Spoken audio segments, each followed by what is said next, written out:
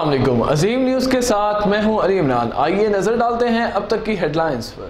Chief justice میاں ثاقب نثار کا لاڑکانہ میں چانٹ کا ٹیچنگ اسپتال کا دورہ، مختلف شعبوں کا معائنہ، ہسپتال میں ٹوٹی پھوٹی چیزیں دیکھ کر اظہار برہمی، کہا ماشاءاللہ آپ کی لیبارٹری اتنی اچھی ہے، اتنی گندی رکھتے ہیں۔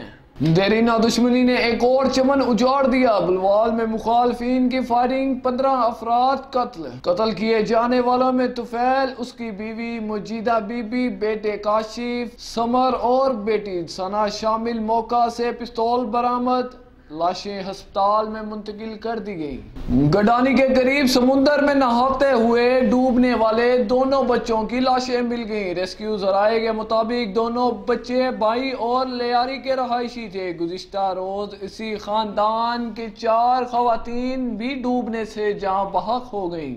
گرمی کے ستائے عوام پر قدرت مہربان، فیصل آباد، اکاڑا اور ساہیوال سمیت پنجاب کے مختلف شہروں میں رم جم، کہیں بادل گرجے، کہیں بجلی کڑکی۔ لاہور میں کہیں تیز بارش، کہیں بادل بوند بوند برسے، تیز ہواؤں سے موسم سہانا ہو گیا۔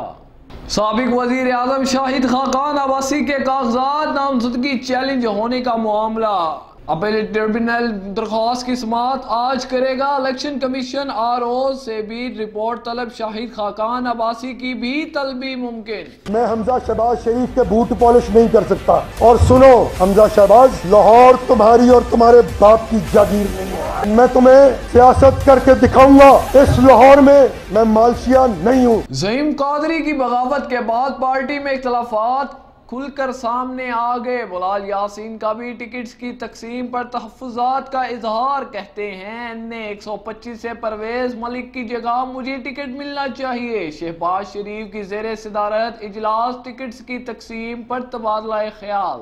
سابق صوبائی وزیر رضا علی گیلانی بھی سامنے آ گئے۔ نے 143 سے راؤ اجمل کی بجائے گلزار سبطین کو ٹکٹ دینے کا مطالبہ۔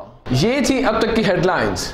مزید خبروں اور اپڈیٹس کے لیے دیکھتے رہیے عظیم نیوز۔